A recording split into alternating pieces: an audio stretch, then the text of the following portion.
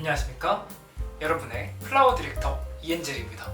오늘은 올여름 당신의 식물이 죽은 이유에 대해서 설명해 드리겠습니다. 이번 여름뿐만 아니라 이번에 돌아오는 가을에도 꼭 중요한 정보들이 있으니까요. 한번 가보시겠습니다. 여름에 식물을 키우시다가 식물이 죽어버리는 경우가 굉장히 많죠. 식물의 잎이 탄다거나 노란색으로 변한다거나 이런 경우가 왕왕 있으셨을 텐데요. 이번 가을에도 이제 굉장히 좀 건조할 것으로 예상이 되기 때문에 이번 정보가 여러분에게 큰 도움이 될 수 있는데요. 우선 이제 결론부터 말씀드리면 식물 키우실 때 특히 이제 여름이나 가을철에 이제 중요한 것은 바로 습도입니다. 다만 이제 이 습도를 올리기만 했을 때는 이제 식물이 바로 음식물 쓰레기로 변하는 효과를 가져올 수도 있으니까요. 이 부분에 대해서 제대로 한번 다뤄보겠습니다.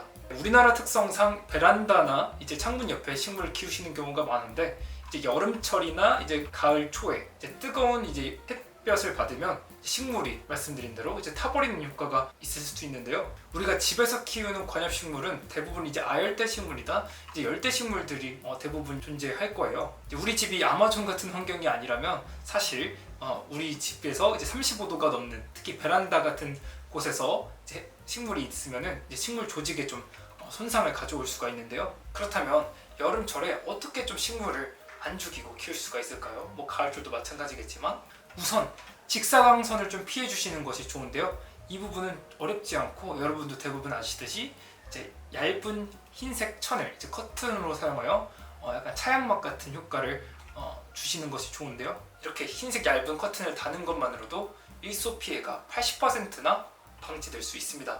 특히 이제 베란다에 키우실 경우에는 실외기나 직사광선을 통해서 온도가 굉장히 올라가는 효과가 있을 수 있어요. 이럴 때 이제 가습기나 분무를 뭐 1시에서 4시 사이 정도에 주기적으로 해주시는 것이 중요한데요. 이때 이제 가습기에 이제 시간이 알람이 되어 있어서 자동으로 켜지고 꺼지는 그런 가습기를 사용하시거나 이제 콘센트에 장착하는 그런 모듈을 통해서 몇 시부터 몇 시까지는 이게 켜지고 몇 시에는 꺼지고 이렇게 하게끔 해주시는 것이 좋습니다. 이제 가을에는 역시 중간중간에 가습기를 두셔야 식물에게도 좋고 저희 같은 식집사들의 기관지나 저희한테 굉장히 좀 좋겠죠. 피부에도 좋고요. 그리고 집안에 특히 이제 식물을 키우시는 경우에 이제 습도를 좀 신경 써주셔야 할 부분이 많은데요. 이제 여름철에 특히 에어컨을 켜시는 분들이 많기 때문에 식물들이 에어컨에 지속적으로 노출될 경우에는 건조함이 굉장히 좀 높아질 수가 있겠죠. 그럴 경우에도 역시 가습기가 좀 중요한 역할을 할 수 있습니다. 그럼 어떻게 하면 좀 효율적으로 좀 가성비 있게 습도를 높일 수 있을까요? 라고 이렇게 좀 물어보신다면 습도를 높이는 방법은 사실 좀 간단합니다. 가습기를 켜시는 방법이 일단 제일 저는 좀 추천을 드리고 두 번째는 젖은 수건을 걸어놓는 것이 있고요. 세 번째는 이제 물고기를 키우시는 분들 중에 이제 어항 같은데 그런 증발하는 물량이 생각보다 많아요. 그래서 이제 그런 어항이나 이제 물을 받아 놓으시는 것도 좋겠고요. 이제 네 번째로는 뭐 사골을 끓이거나 이제 국물을 끓일 경우에는 거기에 나온 또 습도가 식물에 좋은 적용을 할 수도 있습니다. 그래서 식물 잘 키우시는 분들 중에는 반음지나 이제 반양지 식물들은 특히 습도를 좋아하는 식물들은 주방이나 이제 화장실을 키우는 경우도 있잖아요. 사실 여기까지는 모두가 아시는 디테일일 것 같아요. 추가적으로 제가 좀 설명드리고 싶은 부분은 다섯 번째 이제 온실을 만드는 건데요. 온실 그거 비싼 거 아니에요? 이러면서 뭐 유리로 만들거나 플라스틱 이렇게 만드는 그런 온실이 아니라 정말 이런 손상을 입은 식물이나 손상을 입을 것 같은 식물의 경우에는 화분 자체를 이제 비닐봉지로 감싸서 작은 온실을 만들어주는 건데요. 거기 안에다가 이제 분무를 살짝 해주시면 더 좋은 효과를 가져올 수도 있습니다. 여섯 번째는 수태봉을 다는 건데요. 몬스테라나 이제 필로덴드론 같은 식물을 키우실 경우에는 수태봉이 좀 필요하시잖아요.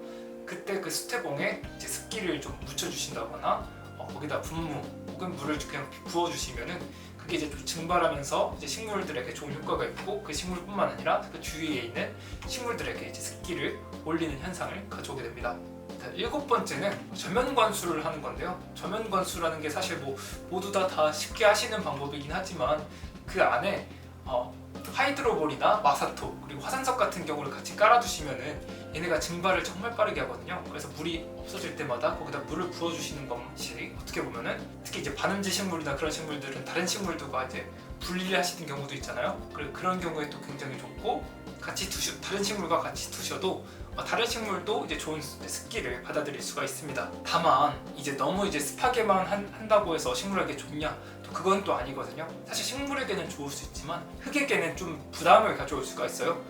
특히 뭐 곰팡이나 이제 균류 같은 게 좀 자랄 수가 있는데 그럴 경우를 예방하기 위해서 화산화수소를 400ml 정도 물통에 한 4스푼 정도 넣어주시고 뿌려주시면 예방을 하는 효과를 가져올 수가 있습니다.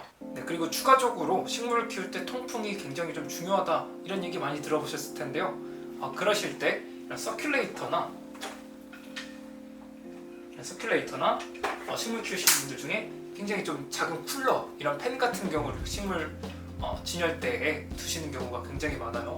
그래서 이런 것까지는 좀 힘들더라도 이런 작은 서큘레이터 같은 것만이라도 구비해 두시는 것이 식물에게 좀 더 도움이 됩니다.